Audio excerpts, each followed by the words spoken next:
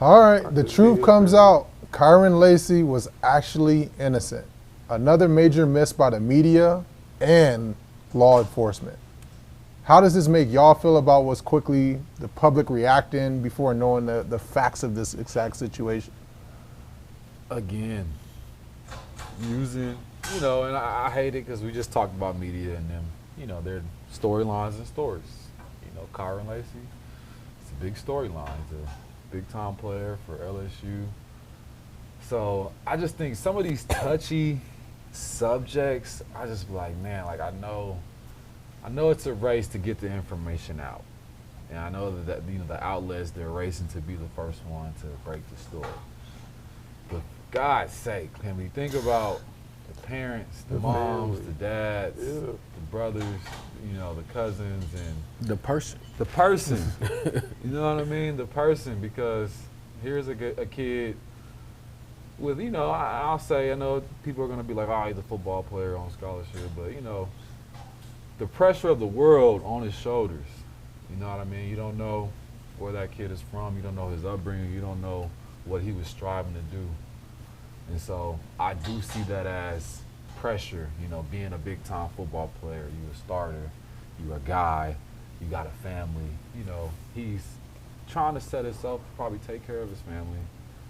He sees it all crashing down. That's crumbling. That's it's crippling. You know what I mean? To have, your whole life, taken from you in an instant. So in a story like that, we don't know, but may have, led to, his if this would have came out sooner his or the demise, right way, or the right way. you know what I'm saying? We probably wouldn't be in this situation. Yeah. I got a couple things though, a couple different aspects or sides.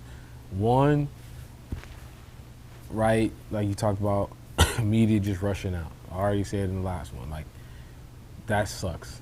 That really, really sucks that everything is just being first and don't care if it's the facts or not. The second thing is the issue that comes about for me in police, right, in law enforcement, the people that are supposed to be there to, right, their job is supposed to be to either protect or get the full scoop. Like, they aren't supposed to be your deciders, your judge makers, right? Their job is supposed to protect, get all the evidence and all the things, not really like, I remember I watched a video that they released of the officer trying to say, hey, you saw the charger, right? Make sure that you wrote that. Coaching them up. Right. Coaching them up, yeah. Like, you're trying to just get the case closed. You're trying to get it resolved when you're not even the detective. You're not the person that's supposed to be getting all the facts. Like, you're trying to shape the story to get this case closed so that way you can get a pat on the back for not even really doing your, like, that's not part of your job description. Your job description is to be a protector, keep everybody safe, but you're not keeping one person safe on this side because you're just trying to say, nah, say this is what you said. Say this is what it is. So that's something. But then I'm gonna also go back and kind of, touch on Kyren a little bit and touch on the kids that follow and believe, right? Like, I have a lot of kids I'm dealing with. They all love to flash their guns, right? The celebrations that he came up with. And so you have to understand the perception of what you putting out as well. Because as quickly as that story came out, it was untrue. Everyone was like, oh, well, yeah, that fits. I'm sure he did it. I'm sure he did it because he told you guns. Look at him on the field. You know what I'm saying? Like, look at him on the field. He talking about shooting and killing people and this is what he do and being that way. Could have been his lifestyle for sure. Could have been around people that know that but never actually did it. But you have to understand what the homies, right, may think or know about you compared to what the rest of the world is going to see and how they're going to perceive you and what they're going to demise or tear you down as. And so that's where, like, I have kids right now who, like, man, it's just like I remember people used to tell me about my high school, Sarah, like, man, you go to Sarah, you at Catholic school, bro. Y'all not violent for real. And I remember when I first got there, coming from like View Park, being on Crenshaw and Slauson, dealing with real gang members who really got jumped in, who really put work in, who really BF the police and like getting into it with them to get into Sarah. And now they over there banging. And I was like, bro, what y'all want to do? Because I can like, you know, I ain't saying I'm from nowhere, but I know who. I know you not from there. I know who's who. You know? And so, you know, it was. So yeah, just that perception. Like, and I remember, I never forget. I actually got pulled up on by an officer and some people because I knew a lot of people from a certain hood from where I went to school at, being there, and I got to Sarah and I put it up in one of our team photos. I put up like the hood sign in the team photos. And that photo happened to make it on you know, you take like 10 photos. That one. And that one specifically with me throwing up that hood got in the paper. So next thing you know, we had officers at the school and we had people at school trying to figure out am I affiliated and whatever. Yeah. And they had to sit down and talk to me like, are you really one of them ones? Do you know what comes with being one of them ones? And it was like, don't want that label. Yeah, you know what? I don't need that label. You know, as much as I can still go dap up and be with the homies and tap in, I can check in and say what's up. But I definitely got to make sure that my mom would lose her mind if she really knew that, like that was the whole thing. Like that's not any me. mom would, for you sure. know what I'm saying? So, yeah, this is. I mean, it's a very touchy subject because he is innocent. You know, and I think. We saw it from the media putting it out early. We saw the media coming back and saying he actually was innocent. And I say this with the most respect because I do believe in law enforcement, do have family members in law enforcement, but I do blame the specific law enforcement that was the lead of this case. Because it's no shot that all of a sudden we see all this footage of camera footage of him not a part of this crash, and this wasn't taken into account during the entire case. Like, isn't that their job to be able to, okay, you speak to the witnesses, and then you obviously check the cameras if there are cameras in the area. But they didn't check the cameras until a month later, and now all of a sudden, They checked them. During that time? Yeah, they checked them. So then you put, they didn't put it out. So which is even more a reason on why I blame that law enforcement. So you blatantly lied to the media, you blatantly lied to the kid's family, you blatantly lied to the entire world that this kid was some criminal, went out there and did all, you know, X, Y, and Z.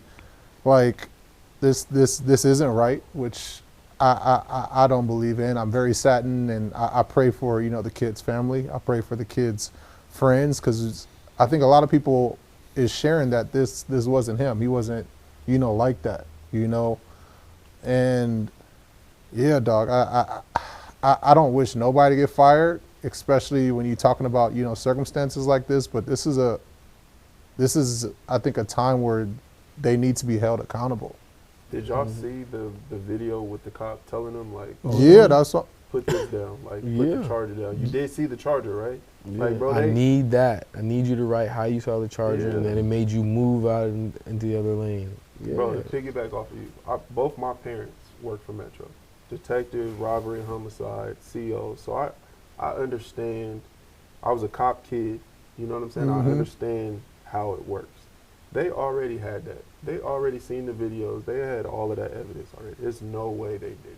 Right. They literally. Whoever this officer was wanted this kid gone. He wanted the blame on him. He just, it's bullshit, bro. And let me just say this. Shout out to Ryan Clark for what he did yesterday. Bringing his name up, bringing Kyren Lacey's name up, because he would have been saying it on Sundays. Like, this kid took his life. I blame the media. Yeah. Like, when you commit suicide, bro, the media, people, like, the comments, probably the crazy stuff he was getting thrown at him, people talking crazy about him getting in this accident, that's what struck him to kill himself. Yes. It was the media. It wasn't just, it was everything that was outside of his control that struck him to kill himself. The media, the officers, probably just this whole process. For sure. Like, bro, that's tough for a kid that age. And you supposed to be going in the first round? At the same time? Henry Ruggs situation, so he's already seen. That's what I'm He saying. already- He know already what seen time it where. is. He's already seen like I'm going to jail. I'm gonna play doing this ball, time. like, I'm not gonna play it's ball. My over. life is over. And teachable moment, and like you said, like we say, I think our best value that we could, do is teach to the kids. And like Benet said, is like, man, if you're an athlete, and I want to speak to all, and some of you gotta recognize that's the stage that you're on. Kyren being on the LSU football stage, huge platform. That's national TV, every Saturday. That's always in the media throughout the week. There's stories being written about them throughout the week. Be mindful, young kids, of the platform that you own. Facts. You know what I mean? Because, yeah, when the story hit, he was all cool when he was the good big time player, and he doing the gun celebrations and all that, and it was all good when there was no situation.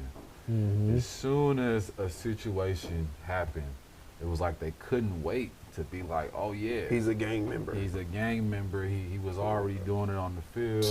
He's this, that, and the third. Why he can't see his favorite player do some You shit know what I like mean? Like, they kind of created a monster.